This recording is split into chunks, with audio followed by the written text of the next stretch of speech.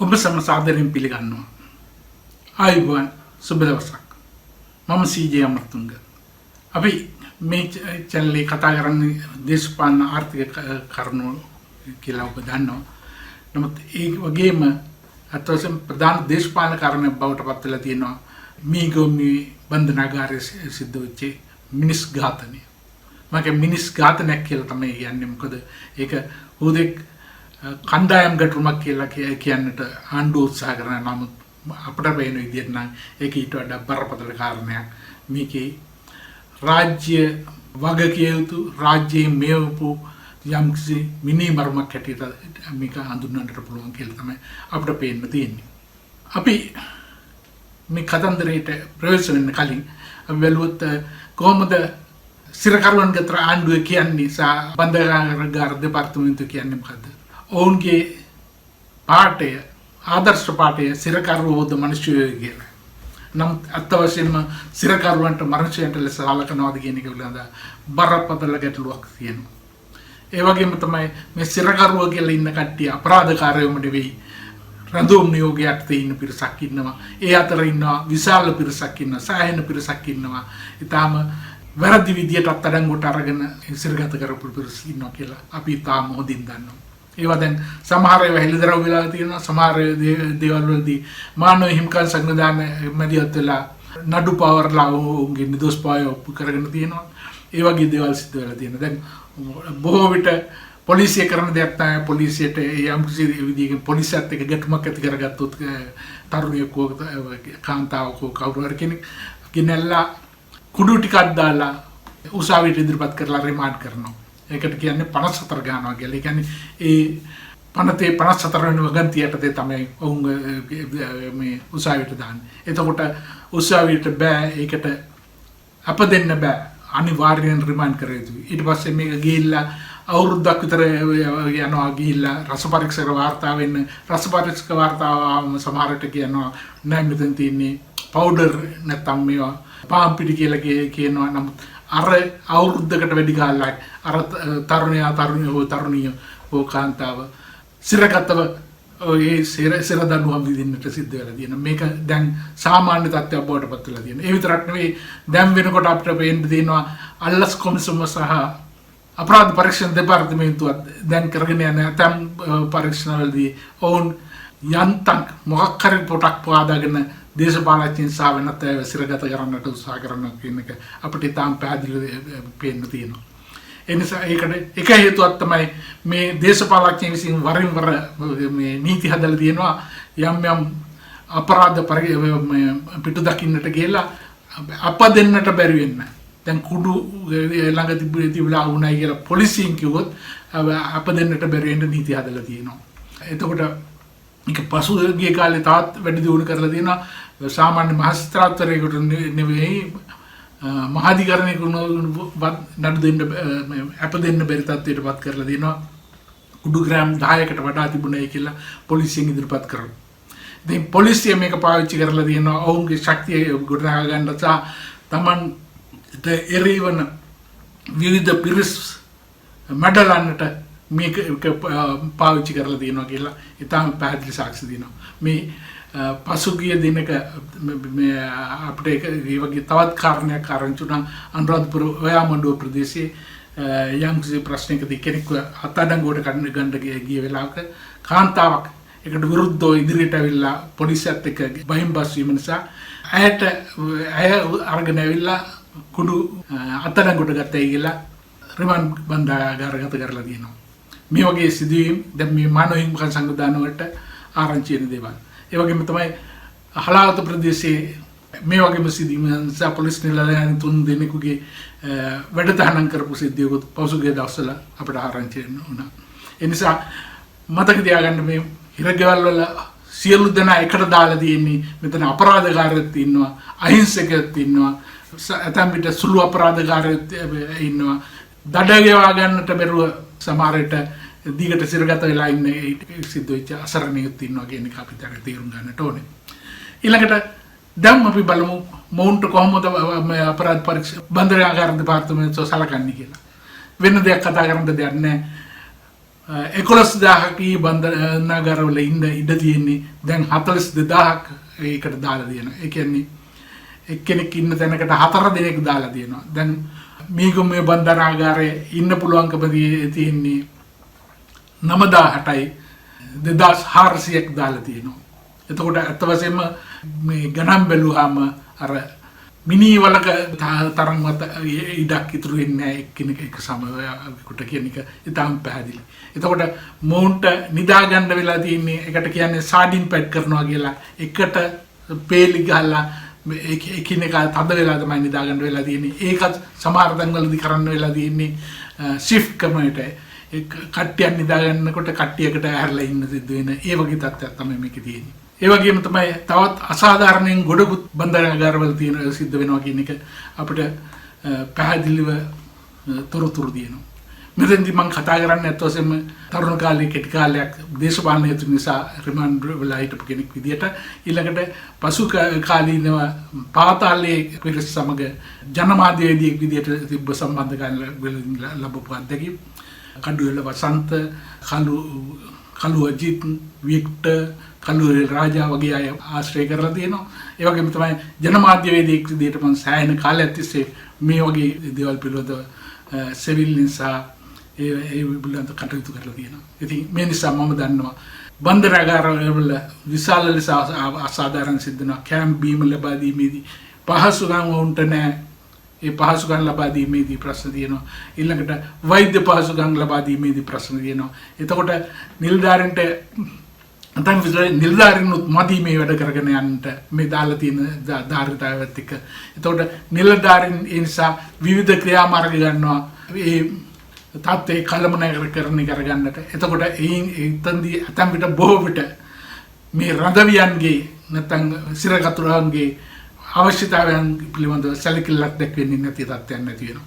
එතකොට ඒ තුල තමයි ඔය දැන් බන්ධනාගාරයේ කණ්ඩායම් දෙකක් ඇතිවලා තියෙනවා. එක කණ්ඩායමක් තමයි මේක මෙහෙවුවේ කවුරු කාගේ හරි කේල්බර්දර පද්මේගේ ගෝලයේ කියලා ඒ කතන්දරය කියන්නේ. ඒ වගේ නායකින් බන්ධනාගාරයේ තුල මතුවෙන්නේ මේ සිරකරුවන්ගේ අවශ්‍යතාවයන් වෙනුවෙන් පෙනී සිටින කණ්ඩායම් ඇති වෙනවා කියන එක ඉතාම පැහැදිලිව තේරුම් ගන්නට ඕනේ. ඉතින් ඒකේ තා පැහැදිලි වුණා මේ ගැටුමේදී ගැටුම මෙහෙවුවයි කියන අයට පක්ෂව අර කාන්තාවන් පිරිසක් වහල උඩ නැගලා කරපු උද්ඝෝෂණයකින් තමයි පැහැදිලිව පෙනී ගිහිල්ලා තියෙනවා. මේ කවුරු හරි මේ ඔබ පිරිසේ නායකත්ව දුන්න අය සාහෝ කණ්ඩායම මේ සිරකරුවන්ගේ අවශ්‍යතාව වෙනුවෙන් පෙනී සිටපු පිරිසක් විය යුතුයි කියන එක අපිට එතනින් තේරුම් ගන්නට පුළුවන් වෙන්නට ඕනේ. එතකොට මේ සිද්ධියේදී අපිට දැනගන්න ලැබෙනවා විශේෂයෙන්ම මේ ඩෙන්ගු රෝග තත්ත්වය ඇතිවලා තියෙනවා. ඩෙන්ගු රෝග තත්ත්වය පාලනය කිරීම පිළිබඳ ගැටලුවක් ඇතිවලා තියෙනවා. ඒක සඳහා තමයි මේ නැගිසිටීම සිද්ධ වුණේ කියලා අර කාන්තාවන් එළියට ඇවිල්ලා කෑ ගහලා කිව්වේ ඒ කතන්දරේ කියන එක තමයි අපිට මේ වාර්තාවලින් දකින්න ගන්න ලැබුණේ. දැන් මේක ආණ්ඩුව කියන්න හදනවා කණ්ඩායම් දෙකක ගැටුමක් කියලා. අත් වශයෙන්ම මෙහෙම කණ්ඩායම් හැදීමත් අත් වශයෙන්ම මේ බන්ධනාගාර තුල සිද්ධ වෙන වැඩක්. බන්ධනාගාරවල පාලකීන් බොහෝ විට තමන්ට හිතවත් කණ්ඩායම් හදා ගන්නවා. අර වගේ රඳවියන්ගේ ආදිවාසීන් වෙනුවෙන් ඔවුන්ගේ සුබ සාධනය වෙනුවෙන් කතා කරන යම් පිරිස් ඉදිරිපත් වෙනකොට ඔවුන්ට විරුද්ධව ඔවුන් මැඩපවත්වන්නට රජය තමන්ගේ කණ්ඩායම් ඇති කර ගන්නවා. ඉතින් මෙහෙම තමයි මේ කණ්ඩායම් ගැටුම් ඇති කරන්නේ වෙන කවුරුවත් නෙවෙයි මේ බන්ධනාගාර නිලධාරීන් සහ රජයේම මේ විසින් බව අපි පැහැදිලිව තේරුම් ගන්නට ඕනේ. අත් වශයෙන්ම මේකට නිලධාරීන්ටත් ඒක මෙහෙම කරන්න සිද්ධ වෙලා තියෙන්නේ රජයේ මේවට අවශ්‍ය පහසුකම් දෙන්නේ නැහැ. රජයේ විශාල ලෙස මේවට පුරවනවා මේ රඳවියන් සහ අපරාධකාරයන් සහ රිමාන්ඩ් බන්ධනාගාර රඳවියන් ඊළඟට ඔවුන්ට පහසුකම් දෙන්නට අමාරුයි. ඒ අමාරු නිසා නිලධාරීන්ුත් අමාරු තත්ත්වයක ඉන්නේ. ඒ නිලධාරීන් ඒ තුළ නොයෙකුත් දේවල් කරනවා. මේක ඔවුන්ගේ ආරක්ෂාව සහ ඔවුන්ගේ පහසුව සඳහා. ඒ ප්‍රතිඵලයක් තමයි කණ්ඩායම් ඇතිවීම සහ එක පැත්තකින් සිරකරුවන්ගේ අයිතීන් වෙනුවෙන් පෙනී හිටින කණ්ඩායම ඔවුන් අපරාධකරුවන් වෙන්නට පුළුවන්. ඔවුන් ඉදිරිපත් වීම සහ ඊළඟට ආණ්ඩුවට නිර්ධාරිත පක්ෂ කණ්ඩායම අනිත් පැත්තෙන් ඉදිරිය ක්‍රියාත්මක වීම. එතකොට මෙතන ඉතින් පැහැදිලිව පේනවා මේ දෙක තමයි කියලා තිබිලා තියෙන්නේ කියලා. ඒ නිසා තමයි අර නිර්ධාරණ 7 දෙනෙකුත් මරුන් කන්නේ ඔවුන් මේ එක පාර්ශවයකට සම්බන්ධ බව අපිට මෙයින් තේනේ පෙනියන කාරණා. එතකොට මේ පිළිබඳව ආණ්ඩු සැලකිලි නොදක්වන්නේ ඇයි? ඒක බරපතල ප්‍රශ්නයක්. විශේෂයෙන්ම මේ ප්‍රශ්න ගැන කතා කරලා බලයට ආපු මාලිම ආණ්ඩුව මේ කාලේ මේ පිළිබඳ කිසි දෙයක් කරලා නැහැ කියන එක තාම පැහැදිලි. මේ අවුරුදු දෙකක විතර කාලය තුල මේ ප්‍රතිසංස්කරණය කරන්න කිසි දෙයක් කරලා නැහැ. මේවා ගැන තාම තද නොසැලකිල්ලක් ඇති වෙන්නට එක හේතුවක් තමයි මේ ඉන්න අයගේ බහුතරය සාමාන්‍යයෙන් ඇවිල්ලා සමාජයේ ප්‍රසාදිත. ඒ කියන්නේ දුප්පත් මේ රජයේ න්‍යායාචාර්යවරුන්ගේ වචන වලින් කියනවා නම් නිර්ප්‍රභූ කට්ටිය නිසා. ඉතින් මේ නිර්ප්‍රභූ කට්ටිය නිසා ඔවුන්ට හිරිහැර කිරීම, ඔවුන්ට අසාධාරණයට ලක් කිරීම ඇවිල්ලා කාගේවත් නැතකටින් මෙති ප්‍රශ්නයක් බවට පත් වෙලා තියෙනවා. එක පැත්තකින් අනිත් පැත්තෙන් තියෙන ප්‍රශ්න තමයි මේ ඉන්න ඔක්කොම අපරාධකාරයෝ කියන කතන්දරේ. නමුත් මතක තියාගන්න අපරාධකාරයෝ කියන්නේ විඳිතයෝ. මොකද ඒ අපරාධකාරයෝ බවට පත් කරලා තියෙන්නේ මේ සමාජය තුළ ඔවුන්ට අවශ්‍ය ඉඩකඩ සලකලා නැහැ ඔවුන්ගේ ජීවිත පවත්වාගෙන යන්නට. ඒ කියන්නේ ඔවුන්ට තියෙන අවස්ථාවන් ලැබිලා නැහැ සාධාරණ ලෙස සමාජයේ ඒ කටයුතු කරගෙන යන්න මේ බොහෝ දෙනෙක් සම්බන්ධයෙන් තත්ත්වය ඒකයි. ඒ නිසා අපරාධකාරයෝ කියන්නේ විඳිතීන් පිරිසක් කියන එකත් අපි තේරුම් ගන්නට ඕනේ.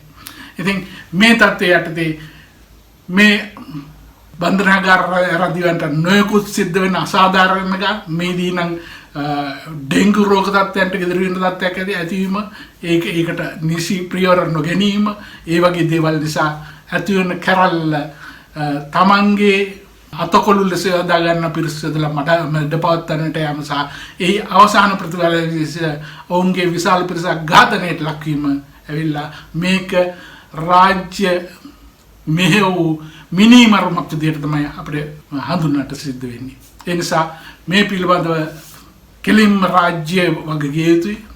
ඒ රාජ්‍ය වගකීම බාර අරගෙන ක්‍රියාත්මක විය යුතුයි. මේට පසුව මේ වගේ දේවල් සිද්ධ නොවෙන විදිහට මේකට වගේ යුතු විශේෂ නිලධාරී ඉන්නවනම් ඒ අයට දඬුවම් කළ යුතුයි. ආණ්ඩුවේ මේ වගකීම් යුත්තන් ඉල්ලාස්විය යුතුයි කියලා තමයි අපි හිතන්නේ. එහෙම දැඩි ක්‍රියාමාර්ගයක් දැන්වත් අරගෙන අනිත් පැත්තෙන් මේ බන්ධනාගාරවල තියෙන තත්ත්වය වෙනස් කරලා අත්ත වශයෙන්ම සිරකරුවොත් මනුෂ්‍යයෝ කියන සංකල්පය යටතේ ක්‍රියාත්මක වෙන බන්ධනාගාර පද්ධතිය හිරගවල් ටිකක් අපිට හදා ගැනීම අත්‍යවශ්‍යයි. ඒ වගේම තමයි අපි මොවුන්ට සලකනකොට අපි තේරුම් ගන්න ඕනේ සමාජ විද්‍යාත්මක වශයෙන් මේ අපරාධකාරයෝ කියන්නේත් විඳිතයින් පිරිසක්. ඔවුන් අපරාධකාරයන් බවට පත් කරලා තියෙන්නේ මේ සමාජය විසින්. සමාජයේම නොයෙකුත් වැරදි විසින් තමයි ඔවුන්ගේ තැන් වලට පත් කරලා තියෙන්නේ කියන එක අපි තාම පැහැදිලිව තේරුම් ගන්නට ඕනේ. ඒ නිසා අපිට මීගමේ සිදුවීම පෙන්නේ රාජ්‍ය අනුග්‍රහය ලද මිනිමරුමක් කියලා තමයි අපි හඳුන්වන්නේ මේක ඒකට ඒ සඳහා මේ ආසන්න සිද්ධිය විතරක් නෙවෙයි මේකේ පසුබිම සහ සියලු දේවල් සලකලා බලුවාම මේක රඳවියන්ට ඉරිව ක්‍රියාත්මක කළ දැඩි මර්ධනයක සහ ඔවුන්ගේ අයිතීන් උල්ලංඝනය කිරීමකට ඔවුන්ට මනුෂ්‍යයන්ට ලෙස නොසැලකීමේ ප්‍රතිඵලය විදිහට ආපු කැරල්ලක් තමයි මේ සිද්ධ වෙලා තියෙන්නේ. ඒක නිර්ප්‍රභූ කැරල්ලක්. ඒ නිර්ප්‍රභූ කැරල්ලට මේ ප්‍රභූ ආණ්ඩුව විසින් පහර දීලා වෙඩි තියලා විශාල පිරිසක් ඝාතනය කරලා තියෙනවා කියන එක තමයි අපිට කියන්න තියෙන්නේ. මේකට රාජ්‍ය සම්පූර්ණයෙන්ම වගකීම් බාරගත යුතුයි. තවත් මෙවැනි වීඩියෝ නැරඹීම සඳහා අපගේ channel එක subscribe කරලා තියාගන්න. bell icon එක click කරලා තියාගන්න. ඔබේ අදහස් සටහන් කරන්න, like එකක් දාන්න, share කරගන්න. අපි උදිරිමත් කරන්න. ඔබ සමට ස්තුතියි.